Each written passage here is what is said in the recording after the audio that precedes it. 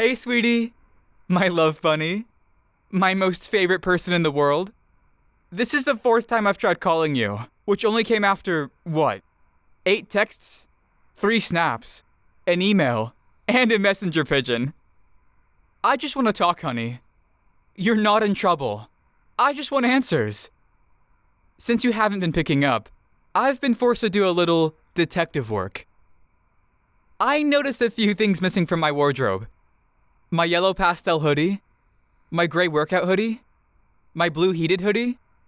Are you seeing a pattern here? 17 hoodies, all missing. It's a ludicrous number for it just to be a coincidence, right? It's crazy that I even have 17 hoodies, but we both know there is a very valid reason behind that. You always take them. Whenever you come over, you go all, raccoon that saw a shiny thing on me. You start looking for any opportunity to snag a hoodie and flee the building. While I shower, when I sleep. Even one time, you did it right in front of me and just ran. And then I always catch you, and you're just doing something cute with them, so I let you keep them for a bit, and then they just disappear off the face of the earth. But it would be unfair to just blame you. After all, I haven't heard your side of the story. Maybe a master home invader broke into my apartment while you were there, and stole all my hoodies, and then kidnapped you. That would explain why you aren't responding. However, there aren't any signs of struggle here.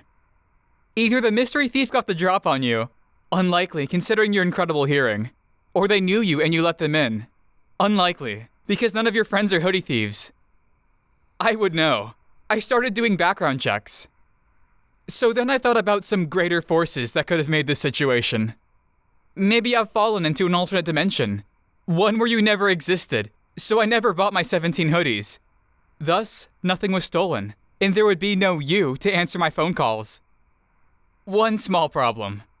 You left various pieces of evidence at the crime scene, the most damning of which being your house keys. Your house keys that live on the ring I bought you while we were on vacation. Now, I'm pretty sure that alternate dimension me wouldn't be renting a second flat that coincidentally was your home. Maybe I do. I could just have had some weird priorities in this new life. But I know for a fact that no version of me would be caught dead wearing a dolphin-themed Florida keychain. So I'm pretty sure that this belongs to you. If that's the case, then we're left with one final option. You stole the hoodies, and in your hasty retreat, dropped your keys. Now, I don't think I need to explain why that would be awful for you, but I'm kind of villain monologuing anyway, so I will. If you don't have your keys, that means you can't go home. You always insisted on not keeping a spare key, and that's really coming back to bite you. If you can't go home, then you'll be forced to meander until you can think of somewhere to stash the hoodies. If you found somewhere suitable, then you could return to my place, pretend to be shocked by the hoodie theft, and recover your keys to go finish the crime. With this in mind, I'll be keeping your keys with me. At any time, you can call, and I'll be happy to deliver them straight to you. All you would have to do is tell me your exact location and sit still. But if I'm right about your involvement in Grand Theft Hoodie, then you wouldn't be willing to turn yourself in like that, would you? Fortunately, I planned for that too.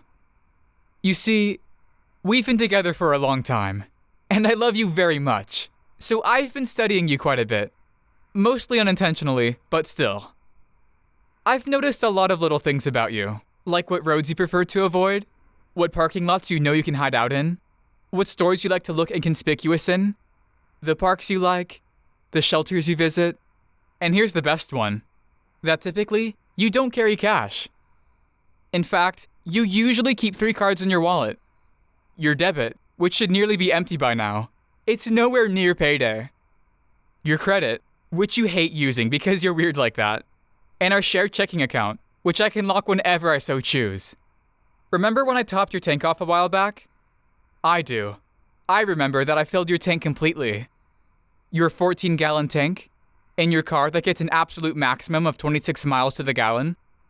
I've been doing the math, and in between your commutes, the outings we've taken this week, and the back and forth of visiting each other, I think you've got about 30 miles left, tops. It's probably been about 15 minutes since you committed the crime. So, if you've been driving this whole time, then you are getting dangerously low on gas, with no chance for a refill in sight. I imagine you'll listen to this voicemail as soon as I finish recording it, so you'll realize everything I said is true, and I'm right on your tail. You'll panic and try to do the most unpredictable thing you can think of before it's too late. I can practically see you now. You're probably wearing the red hoodie. I know it's your favorite. You're probably driving south so the sun won't be in your eyes. Maybe you stopped for food at that Mexican place. A number 3 with a large Sprite, am I right? You heard all this, and then took a left at that next light, since normally you hate turning across traffic. And now you're kicking yourself because I've been reading you like a book. Does that all sound about right? It's fine that you're not here to answer, because I know I'm right. So, I'm gonna hop in my car and catch up to you. You're not in danger. I'm not gonna do anything drastic. I'll just be taking my hoodies back. Then we can gas up your car and do something fun tonight. I'm thinking something involving sewing and GPS trackers. Well, we'll figure it out together. See you soon, honey.